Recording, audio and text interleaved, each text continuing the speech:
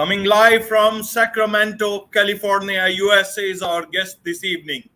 Welcome to this very special edition of the KAJ Masterclass Live, the show which ensures that you profit from your time spent here with experts, either through the industry insights, information, or simply learning from them. And today we have Beth Wonson, speaker, communication expert, consultant, and leadership coach. And she's also the CEO and founder of Navigating Challenging Dialogue. Welcome to the show, Beth. Thank you. Thank you for having me. I appreciate being here. Thank you. Thank you for coming on to this show. So we'll be talking about, you are the master of telling people about navigating challenging dialogue. And we'll be talking about how one can master feedback. So, Beth, in terms of, let's go to the basic, because a lot of people, if they understand, who are not from the HR field, who are on different fields, small businesses and all that stuff. So if they can know from the basics, what do you mean by feedback in our corporate world when we say the person is not taking feedback or the person is not good at giving feedback? What is feedback? Feedback, to me, is a way in which you help people close the gaps between how they're performing and how they need to perform to fulfill their job duties. Feedback is honest, open, clear, and kind information that is delivered to someone. But in my world, feedback is also an opportunity for some coaching and empowerment, because once the feedback is delivered, the question becomes, and what do you think your next step might be to close that gap? A lot of managers and leaders and supervisors get hung up on feedback because they think it's just delivering bad news, letting it lay there, and hurting someone's feelings. But the truth is, feedback is how we help people grow and develop, how we help them use their unique strengths and talents, and empower them to develop their expertise so that they can have satisfaction in the workplace. Right, Beth. But tell me one thing. Earlier also we used to have factories, we had so many people working, and Yes. there was less talk of feedback. Then we came to our present modern world. Now everybody talks of feedback. Employees talk of feedback, leaders talk of feedback. Employees say feedback is just another way of not giving us a better appraisal in future, or it's the laying the ground for that. And leaders say now, as we can see during COVID and all this stuff, people are keeping their views, their suggestions to themselves, lest they be taken otherwise. So when did this feedback creep into our system, and why is it that instead of becoming something very welcome today, everybody is running away from it, it seems, and it has become an issue in itself, some sort of a need, technical stuff that needs to be tackled. How do you see this? Well, I believe that feedback really came into being. We've always gotten feedback. You wake up in the morning and you're tired because you went to bed too late. That's feedback, right? You go outside and you don't have enough of a jacket on and you're cold. You got some feedback right there. So we've always had feedback. But as workplaces became more understanding of what motivates people, what empowers them, and how adults learn, understanding how to give feedback became more and more important. We also have developed to this place where we're used to really instantaneous feedback. You text somebody, they get back to you right away. I remember when I entered the workforce, I'm dating myself, if I wanted to send a communication, it was like 3 or 4 days by mail, or maybe there was a teletype or a fax machine that might get it there sooner if it went through. But you didn't have this instant, constant feedback. So we have a generation or two that are in the workforce now that are used to continual feedback. And our brains have become wired to receive feedback. So if you want loyal employees who have work satisfaction and are growing and developing, you have to get more comfortable not only giving feedback, but also receiving feedback yourself. Right. Now, why do we hesitate to give feedback? Because it's uncomfortable to disrupt a person's self concept. Most of us walk around believing that we're doing a better job than we're doing, that we're showing up with more perfection or more proficiency than we really are. That's why if you go to the doctor and they say, how many glasses of wine do you have a week or how many times do you exercise? They always round up based on or round down based on what you told them, because our brain wants to keep telling us that we are doing great. And so when someone gives you feedback, if it's critical feedback, it often disrupts your self concept, and that's very uncomfortable. That new self awareness, that new information can be upsetting. People can get defensive. They can try and place blame on other people. And so most managers and supervisors are hesitant to give feedback because they don't want to have to witness and experience the other person's potential discomfort while they recalibrate their mindset to what they're hearing. It can be very awkward and uncomfortable, but it's absolutely necessary, and it's empowering when it's done the right way. Right, right, Beth.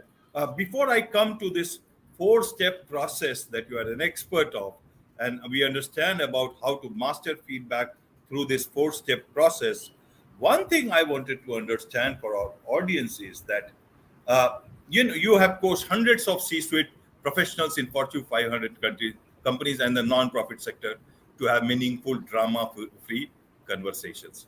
Now, since the last several years, there have been different ways of not only giving feedback to employees but also to managers. That's why, if I understand correctly, 360-degree appraisal is all about. You can also rate your managers. Is my understanding correct? Because I'm not from the HR field. Yes, if I understand what you're saying correctly, I think what I'm hearing you say is that, feedback is not just for employees, it's also for managers. And feedback goes two ways. It goes up, Right, it goes down. I mean, it goes sideways. It's really a 360-degree process. right, right. The But challenge, go ahead. What were you going to yeah, say? sorry. But in the present scenario, Yes. when we are talking of feedback, it's almost synonymous with employees. It's It never is. about managers, but over time, our workplaces globally have become more and more toxic.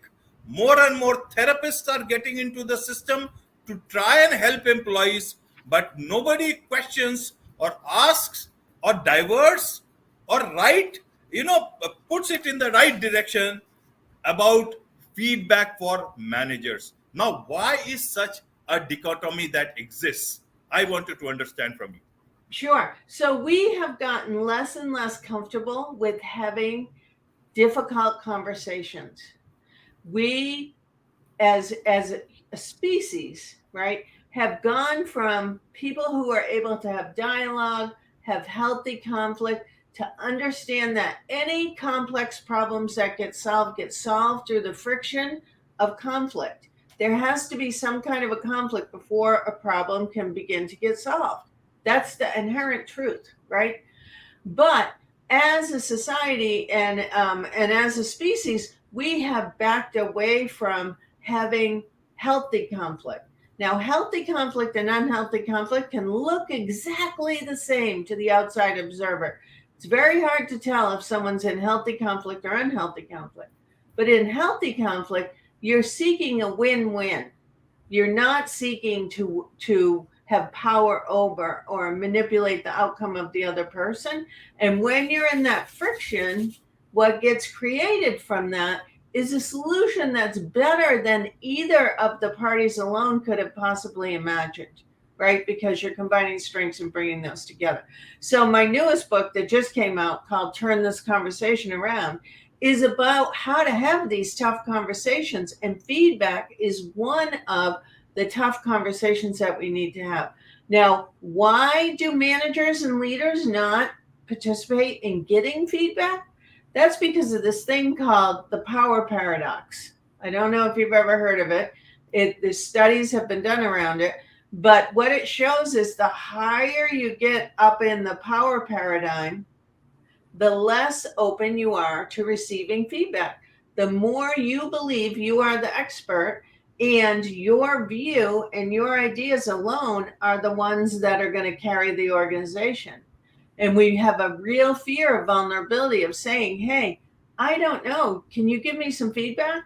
Hey, I don't know. How do you see this? This isn't my area of expertise. And then so why that gets why shut down. then why do our workplaces try to be pretentious about it that we are a very open organization, we are a flat, no hierarchies are there, there are no cabins, many of them say, and then you say some managers, they just tell you that, listen, my doors are always open, you just can walk in. Why is that pretension? Why is it needed? Isn't it better that you can straightway tell the employees, listen, I am the boss, and at any level, if one is a manager, then they have talks about, I am the boss, and there is no second rule about that. That's it.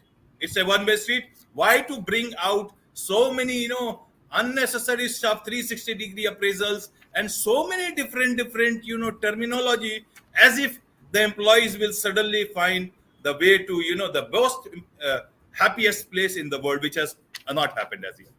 Because it's all about the branding of the organization, right? It's very competitive for the top talent right now. So companies, not all companies, I work with several companies who are very much focused on feedback and having tough conversations. But many companies are creating this brand awareness as a way to attract top talent and try and retain top talent. And Happiest so, place to work in, best places to work in, top 10 places to work in, 100 top places to work in. It's almost an industry about around this. yes. And then what happens, because I coach many people who are either leaving or trying to figure out how to survive within these environments. They're the ideal company, they have their ideal place they want to work, particularly in the tech world, right? There's the big five, the ideal places to work. And then they get in there and they're like, wait a minute, this isn't all that I imagined or hoped it would be. So the coaching becomes either about how to survive in that environment, if it's really where you want to be, the benefits, the pay, everything is great, opportunities to work on cutting edge projects, or how to transition out if you just can't abide by that. And I've worked with people on both sides of that coin. But Right. it's about branding. It's about attracting and retaining people. What makes me sad is that it doesn't have to be that way. People can really learn how to have environments where feedback is valuable. Just because someone gives you feedback as a leader doesn't mean that you have to accept it or you have to take it or you have to implement it, right? But hearing it and being present for it and identifying what piece from this is potentially valuable to me. Maybe the whole thing isn't, but there may be a thread, there may be a pattern, there may be something I need to listen to. So, my advice to leaders when I'm working with them is for them to go out and get 3 people to give them feedback on a specific topic: someone they trust, someone they don't trust at all, and someone who's a wild card. They have no idea, right? And ask for feedback on the very specific topic. How do I handle meetings? How do I help engage you? How do I give feedback? Whatever you want to know more about has to be specific, though. It can't just be how am I doing, because people say great. So then to sit with the bulk of what you get, the information, and discern, is there a pattern? Is there a trend? Is there a thread I can pull out of it? But also, the most important thing is for them to just sit and see what it feels like to receive feedback so that they can perfect how they give feedback. Right, right, Beth. So let's leave it at that and let's look at the solutions. But before that, understand it much more in a better manner. A few parts you have already answered, but I will again ask it. Some parts you have already talked, as I said, but you answer them for the sake of audience to understand it better in their own manner. So why is that we tend to resist feedback? Is it because we always think we are perfect, so nobody can tell us anything? But then a lot of people are good listeners. They do listen and they do improve and they make miracles in their life. So Yes. tell us about this part of human nature. You can call it employee. I don't know if you can call them managers also. So this is what happens when we receive feedback that is either critical or goes against our self-concept or our idea of ourselves. Literally, in your brain, your amygdala, its whole job is to take incoming stimuli and decide, do I need to protect myself from this, or is this safe? Right? Now, back in the day, it was about protecting yourself from saber-toothed tigers and different kinds of threats.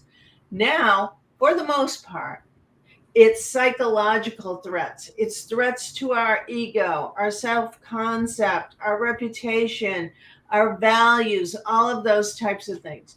So when someone delivers us feedback with the intention of helping us identify a place where we're not performing well, our amygdala says, uh-oh, I need to protect myself, right?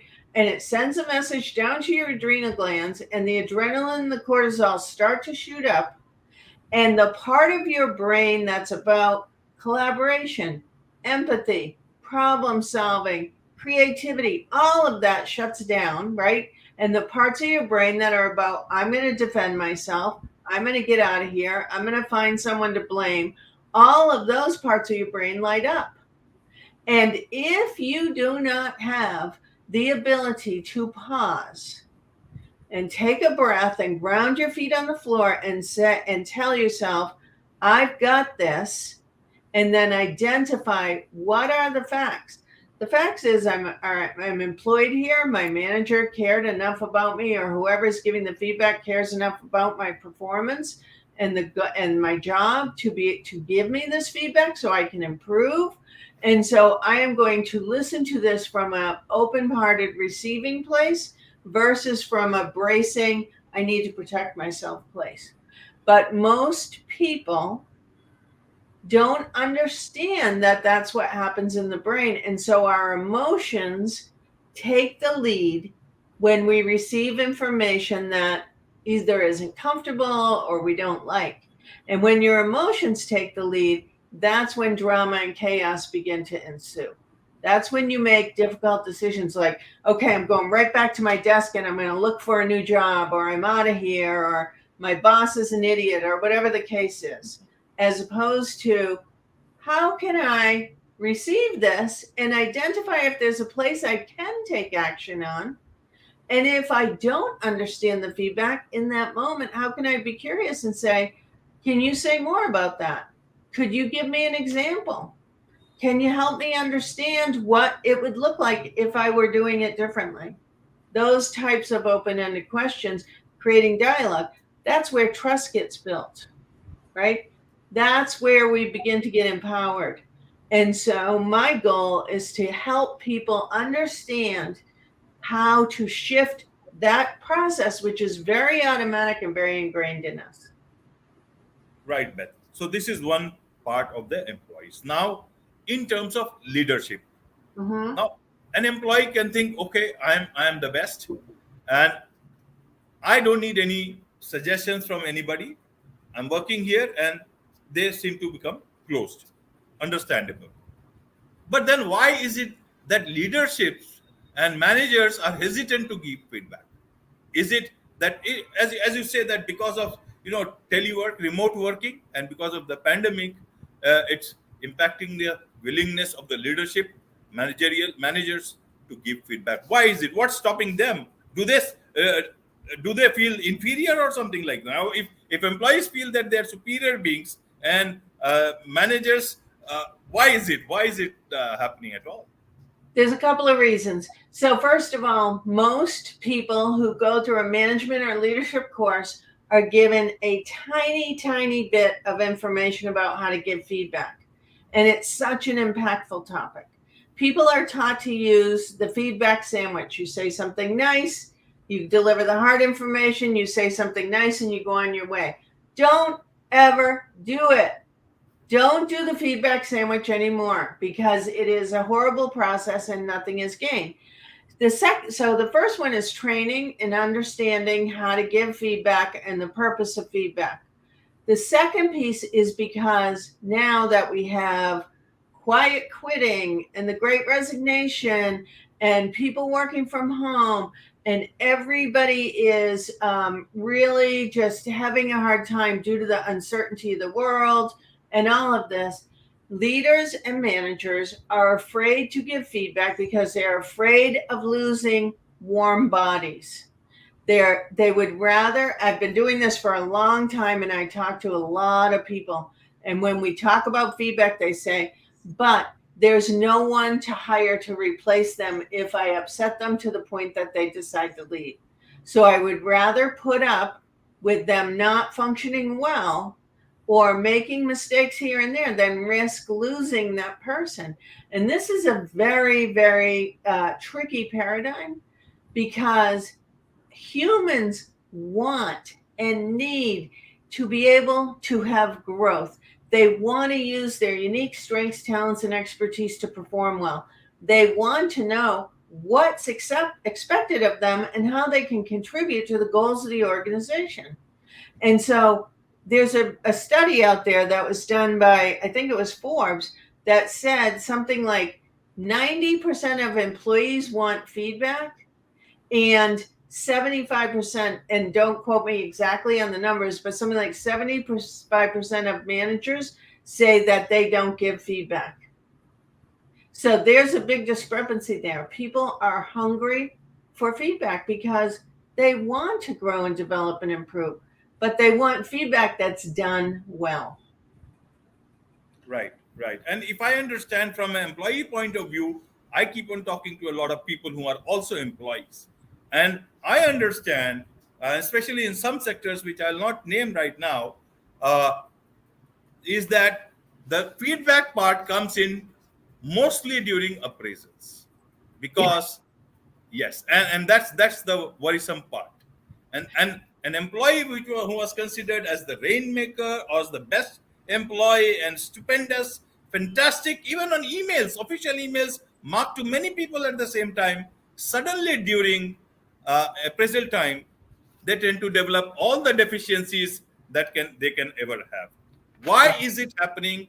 Why are why are is the system, the process, the HRs, the CHRO, and whatever you can name it, not catching the managers there that listen, you are the culprit, that you have been telling all the nice things all throughout, and suddenly you are going a different direction. And that is why perhaps they are closing in terms of several cases. They are not able to give feedback in the right manner. They are not giving it because the employee will turn back and show them all the papers that are in there. They all do take a printouts, I'm sure. Yes, feedback should not be happening during the performance appraisal. If I was the queen of all things, I would say feedback is not allowed during a performance appraisal. Appraisal is big picture view of how are you doing achieving your goals, what are the goals for next year, and are you getting a raise or a promotion associated with that, or a bonus. That's performance. That's what the conversation should be. Feedback, which I talk about in my book, Mastering Feedback, you need to develop a culture of feedback where feedback is ongoing. It's occurring all the time. It's occurring in the moment. It's not a special occasion. Feedback is just how we communicate and how we help each other grow and improve. Nobody should ever only be receiving feedback quarterly or annually. It needs to be on a consistent basis all the time, so that there's nothing shocking about it. Hey, I've got some feedback for you. Okay, great. I'd love to hear it. Hey, let's talk about how that project went. This is how I'd like to see this done. But this is what you did. This is what I'd like to see. That's feedback. It's that simple. It should not be a special occasion where everybody's stressed out and worried and concerned. It should be day to day. Managers have 3 responsibilities. One is mentoring their employees, helping them navigate politics and understand how to move through the organization. And that's about, this is the path I took, and here's something you might learn from it.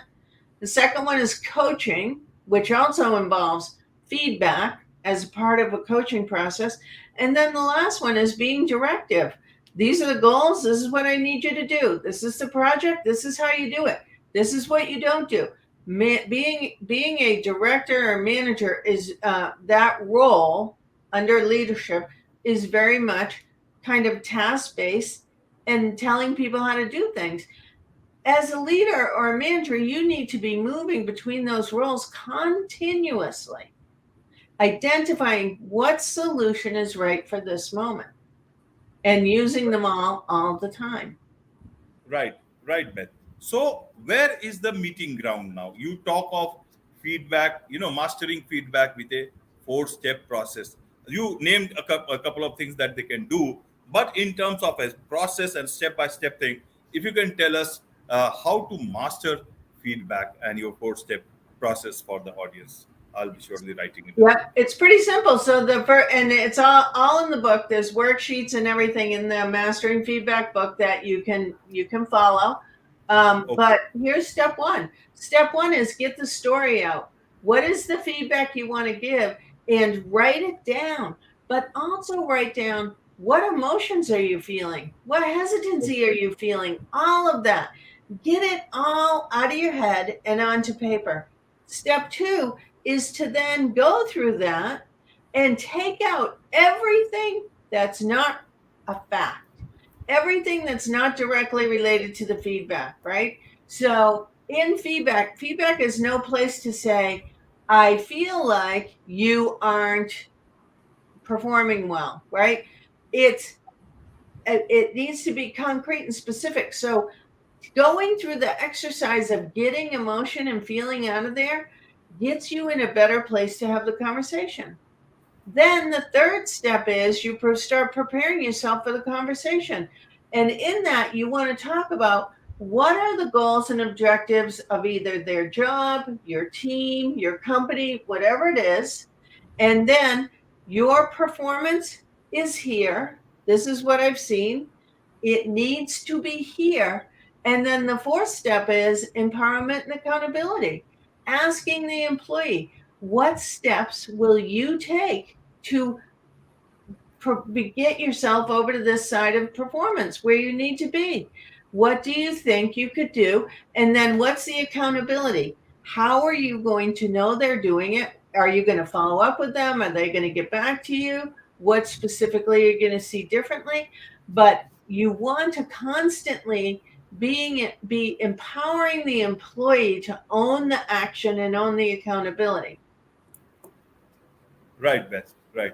I think you have covered it quite well, and we look forward towards your book. So, when is that book coming? So, Mastering Feedback is out now. Turn This Conversation Around, which is really more of a global look at tough dialogue. Here's the book. It's available now. You can go to ncdsolution.com, and you will find the books listed there and how to buy them. You can get them on Amazon or, a local bookseller, or you can order them right off the website. Right. And talking about your company, navigating challenging dialogue. Tell us about this so that people who want to connect with you, take your help, they can certainly do that. It's a global world. Some managers may not think that things can be done remotely, but a lot of people who need help will certainly connect with you. Yes, I work mostly with clients remotely since the pandemic. And navigating challenging dialogue was born out of the fact that I was promoted to lead a team that I had been part of and I loved, a sales and marketing team. And shortly after I was promoted, we always went on Thursdays out in the evening to complain about leadership. And I got promoted to lead the team. And the first Thursday, I walked out to see where we were going for dinner, and everybody was gone because now I'm leadership and they're gone to complain about me. I was promoted because I was really good at what I did. I was a high performing employee. And what I didn't have any idea about was how to manage, motivate, inspire, and lead people. I didn't understand how that brain works. And my emotions led my leadership. People didn't know if stressed Beth was coming to work or happy Beth or anxious Beth. So my team had to spend a lot of time dancing around trying to figure out who I was going to be in that moment versus me leading them. My emotions were leading the environment. I began to study brain based research, social emotional intelligence, what motivates humans and adults, and really developed this process for myself to save myself. And I had that job for 13 years. And when I left, people started contacting me saying, "Can you come in and work with our team? Can you coach this executive?"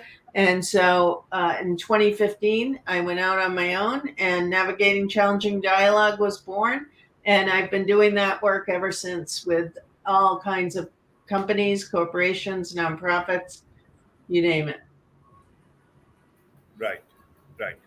Thank you, Beth. Thank You're you. I welcome. think you have traveled a long way, and industry also needs to travel a long, long, long way to actually come to a equal relationship between and a trustworthy trust relationship full of trust between the employee and their supervisors.